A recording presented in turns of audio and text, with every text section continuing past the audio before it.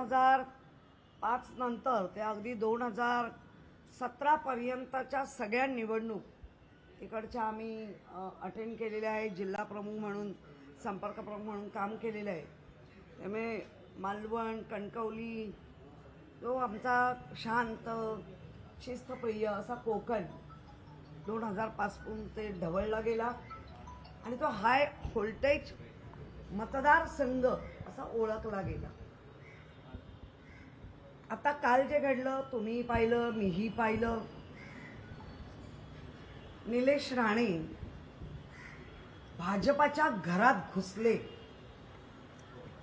भाजपाच्या कार्यकर्त्याची बोलती बंद केली. उघड उघड भाजप पैसे वाटतो हे शिंदे गटाचे निलेश राणे यांनी दाखवून दिलं.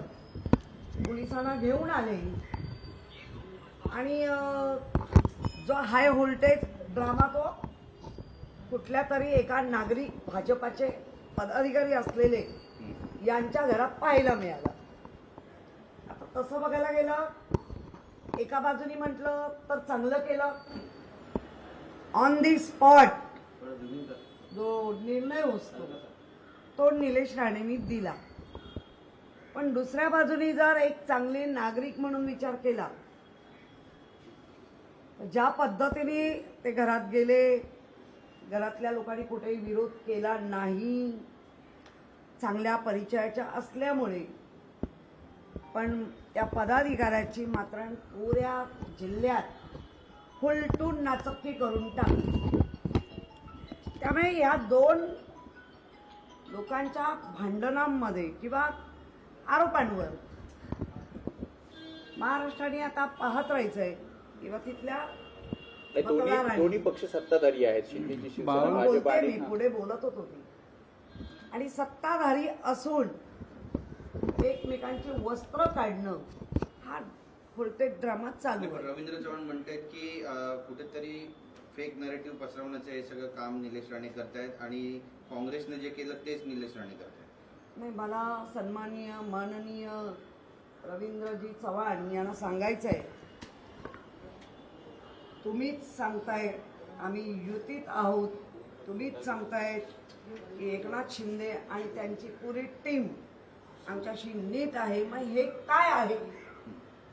तुमचे मुख्यमंत्री आहेत सन्माननीय देवेंद्रजी फडणवीस, मग हे काय आहे?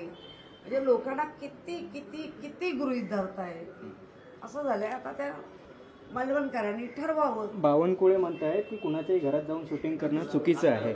निलेश राणेंनी ज्या पद्धतीने केलंय ते अशा चुकीचं आहे. शिंदे गटाचे आहेत म्हणून बावनकुळे बोलतायत, बाकी पैसे वाटतायत त्याचं काय बोला ना.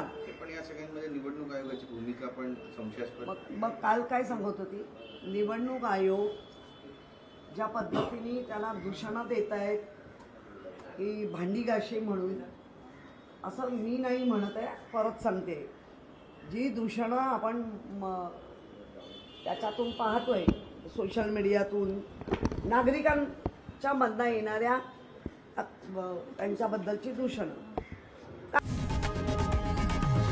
लोकशाही मराठी ऐका, पहा, जागरूक रहा.